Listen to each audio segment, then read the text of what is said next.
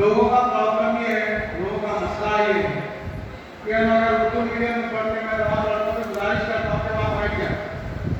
मैं तमाम लड़कों से गुजारिश करता हूँ कि बहुत सारे लोगों का प्रॉब्लम ये है खासकर कि हम अपनी स्टेट को समझे बगैर, अपनी सलाहियतों को समझे बगैर, अपनी खूबियों को समझे बगैर ये तय कर लेते हैं, ये सोच लेते हैं कि साहब हम बहुत आगे जाने वाले नहीं हैं या बहुत ज़्यादा सक्सेस होने वाले नहीं हैं।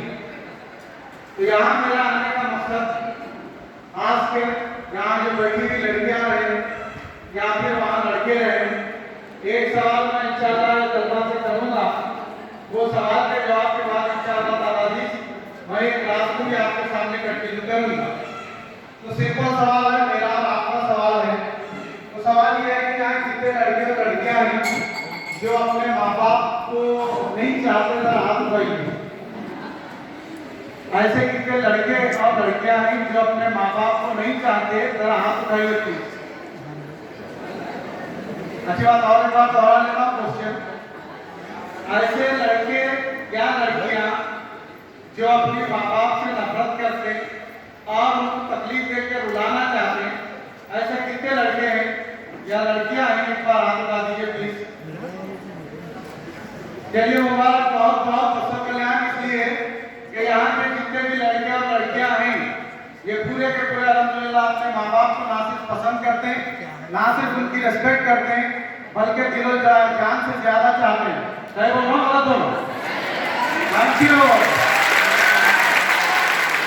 एक कथा ऐसा ही होता है, एक लड़के के वालिद 4वीं जमात में पढ़ने वाला महाराष्ट्र का उर्दू मीडियम से पढ़ने वाला लड़का, जब उसके वालिद साहब स्कूल को जाते मदरसे को, और मदरसे को जाने के बाद वहाँ से उसके वालिद साहब बोलते हैं मैं अपने बच्चे को जो है पढ़ाना नहीं चाहता। तो वो टीचर से गुजारिश करते ये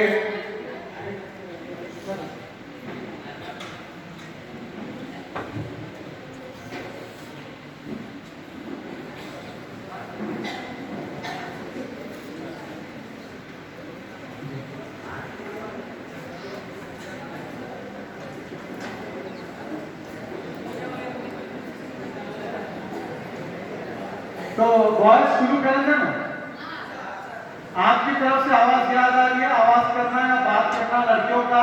लोग बोलते मैं नहीं बोलता, कहते आप परेशान करें। तो लोग बोलते कि उनका काम है ज्यादा डिस्कशन करना। तो इस पॉइंट ऑफ व्यू से यहाँ मैं गुलबर्गा से खासकर आपके पास आया हूँ, तो आने के पीछे वजह ये है कि चाहे आपके पीछे वो ब्लू शर्ट के पीछे जो बैठा लड़का, वो लड़का हो या कोई यहाँ पे जितने भी लड़के हैं, यहाँ हम जो आपके लिए आए हैं वो आने की वजह क्या है, क्या रीजन है?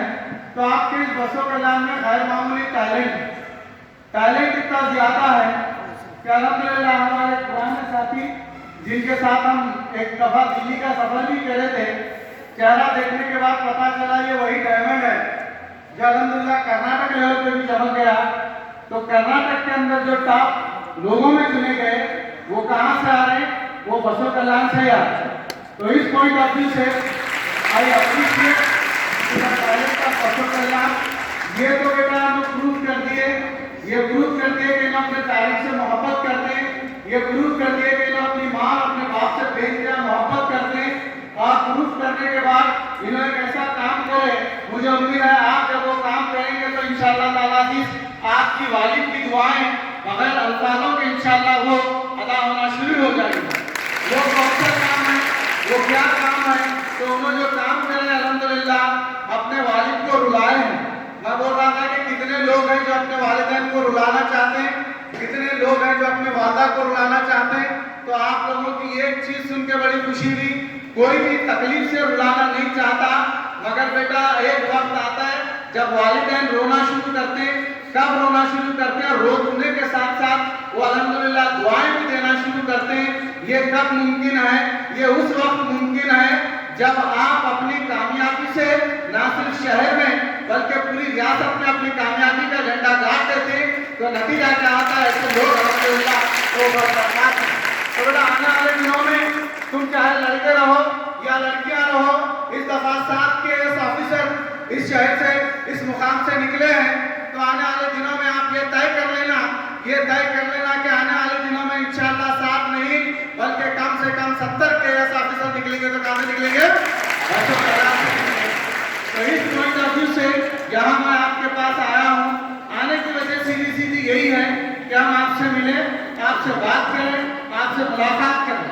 तो एक दफा ऐसा ही होता है, एक लड़के के वालिद उसे स्कूल को जाते हैं, स्कूल को जाकर क्योंकि ऑटो का काम करते हैं, ऑटो का काम करने के बाद स्कूल जाते हैं और बोलते साहब स्कूल के टीचर से बोलते मैं अपने बच्चे को नहीं पढ़ा सकता। जब लोग को वो HM पूछते भाई बच्चे को क्यों नहीं पढ़ा सकते आप, तो बोलते कि मैं उसको जो है पेमेंट नहीं कर सकता, पैसे नहीं दे सकता। तो टीचर उनको समझाते हैं देखिए आप ऑटो का काम कर रहे हैं अच्छी बात है, आप खुद से कमाने का काम कर रहे हैं अच्छी बात है, आपकी बीवी खेत में काम कर रही है ये भी अच्छी बात है, मगर क्या आप चाहती कि आपका बेटा भी जो है खेत में जाके काम करे? क्या आप चाहती कि जो है किसी तरीके से आने वाले दिनों में आपके बच्चियां या आपकी होने वाली बहू खेतों में जाके काम करे? तो वो साहब सरल जवाब दे देते कि नहीं मैं जो है ये नहीं चाहता।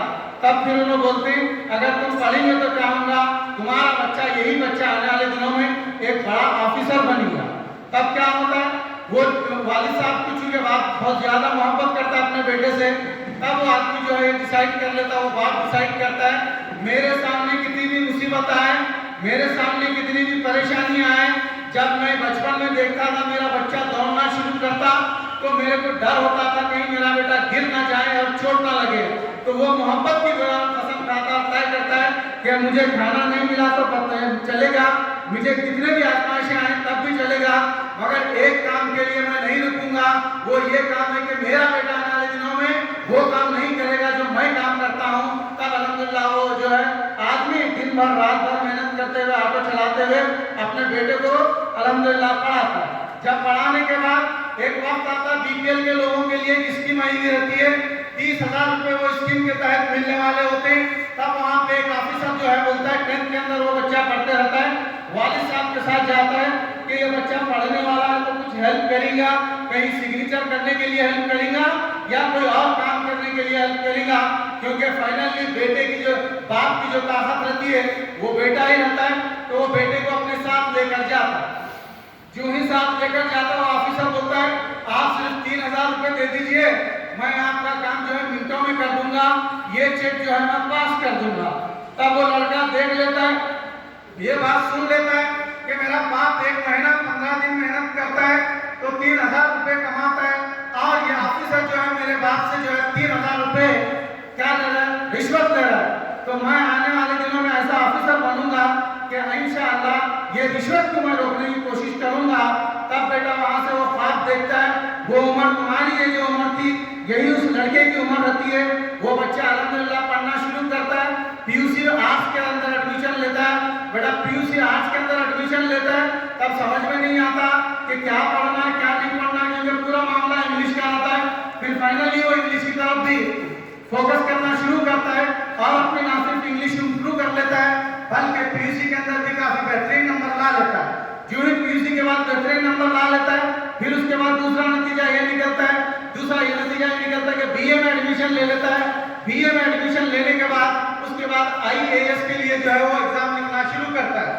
जो ही IAS के एग्जाम के लिए लिखना शुरू करता है तो तुम्हारी और मेरी तरह कोई उसके पास सेपरेट रूम नहीं रहता, तुम्हारी और मेरी तरह कोई उसके पास सेपरेट क्लासेस का नजम नहीं रहता और तुम्हारी और मेरी तरह इतनी सहूलतें नहीं रहती जितनी आज के छोटे छोटे बच्चे के पास मोबाइल की भी शक्ल में है।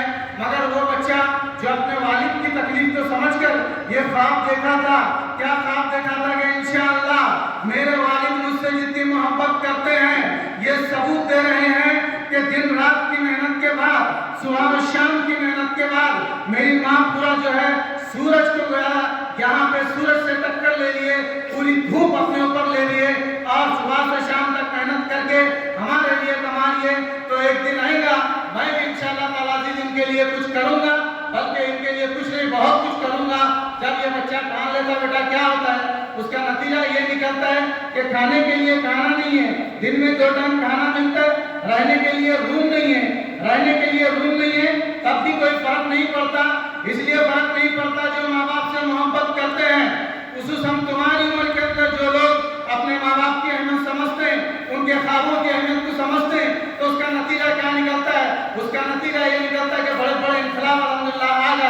वही वो लड़का क्या करता है, फिर एग्जाम देना शुरू करता है, कभी इधर से नोट्स लेता है, कभी उधर से नोट्स लेता है, कभी इनके पास से इंफॉर्मेशन लेता है, कभी उनके पास से इंफॉर्मेशन लेता है, फाइनली एग्जाम हो जाता है। जब एग्जाम हो जाता है तब एक दोस्त अंबुनाथ कुछ उसका नाम होता है या शंभू उसका नाम रहता है, वो फोन करता है, ये तुम मेरा दोस्त है, मेरा क्लासमेट है, तू और मैं जो है आईएएस का एग्जाम दिए थे, रिजल्ट आ चुका है, तू मुझे अपना नंबर दे।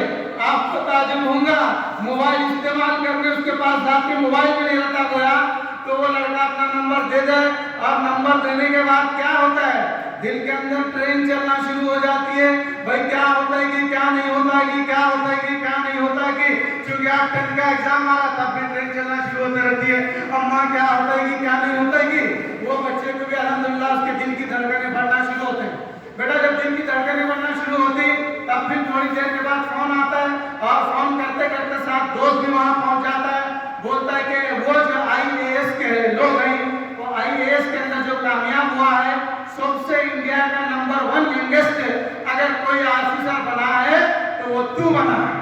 तो ये पॉइंट बताता है या सुनाता है कि आप इस उम्र के अंदर जो चीज सोचेंगे इंशाअल्लाह वो कामयाबी हासिल करेंगे।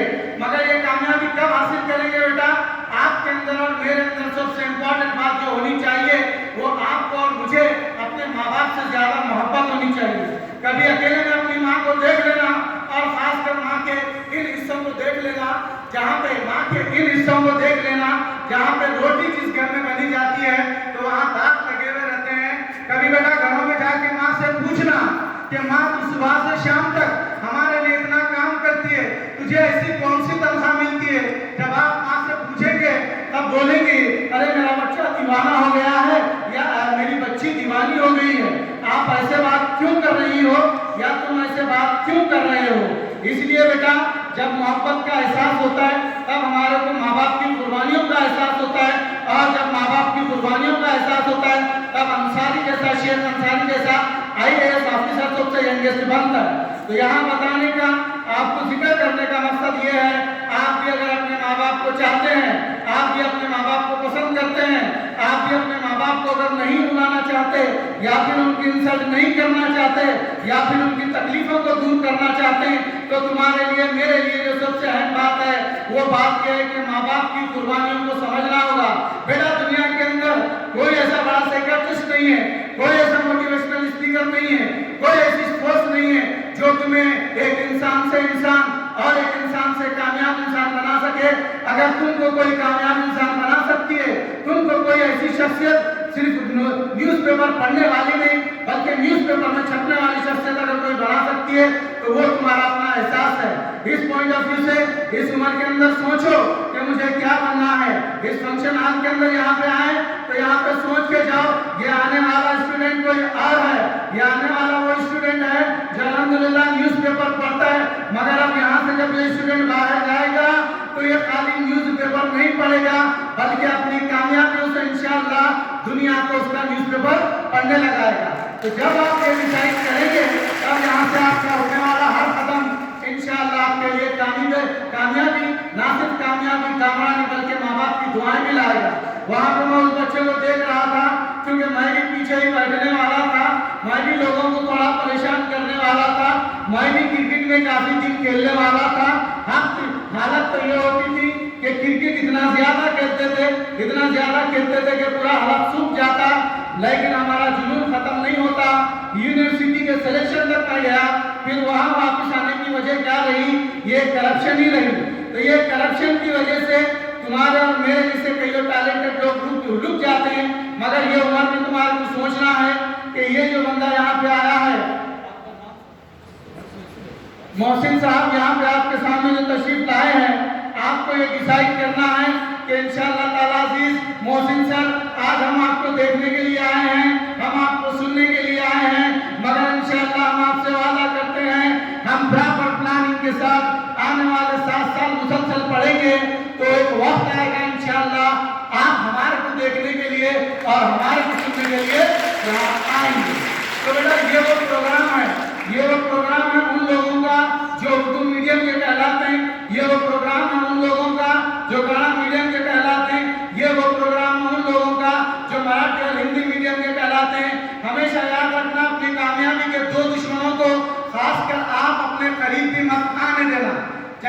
कोई टीबी का मरीज देखते हैं तो टीबी का मरीज देख रहे हैं, अगर पता चला कि फलां टीबी का मरीज है, वो खांसना तो दूर की बात है, सब अगर करीब गया तो अपनी डरना शुरू होता, पता नहीं कब खांसे और वो कब बीमारी लग जाए।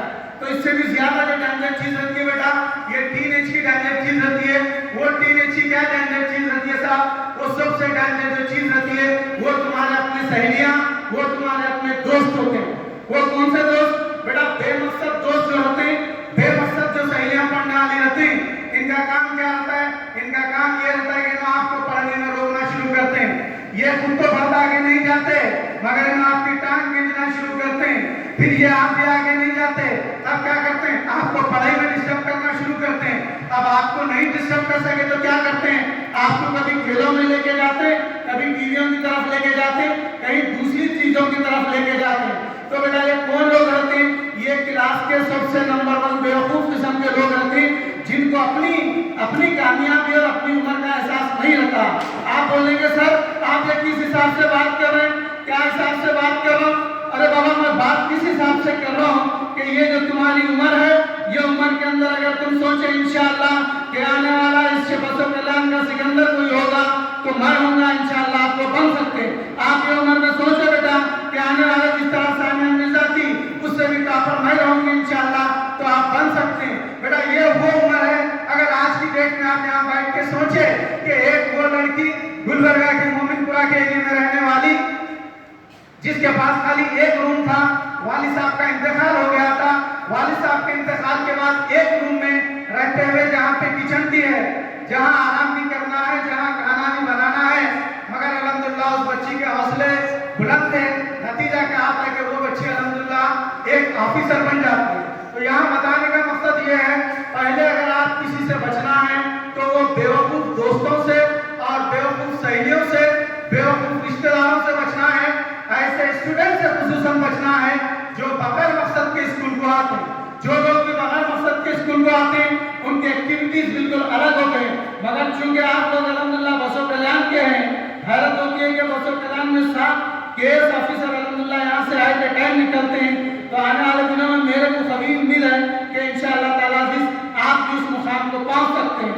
मगर उस मुकाम को पहुंचने के लिए पहला आपको एक काम करना है। वो पहला काम अगर आप करेंगे तो आने वाला हर लम्हा इंशाअल्लाह आपके आने वाले मुस्तकबिल की रोजाना नई कामयाबी इंशाअल्लाह लिखते रहेगा। तो वो क्या काम हो सकता है हम आपसे सवाल करते हैं, फिर जो जवाब सही रहेगा हम उसको इंशाअल्लाह इनाम भी देंगे। फिर उसके बाद हम तैयारी करेंगे। एक सवाल हम लड़कों से पूछेंगे, एक सवाल हम यही से एक जवाब हम लड़कों से लेंगे और एक जवाब जो है लड़कियों से लेंगे।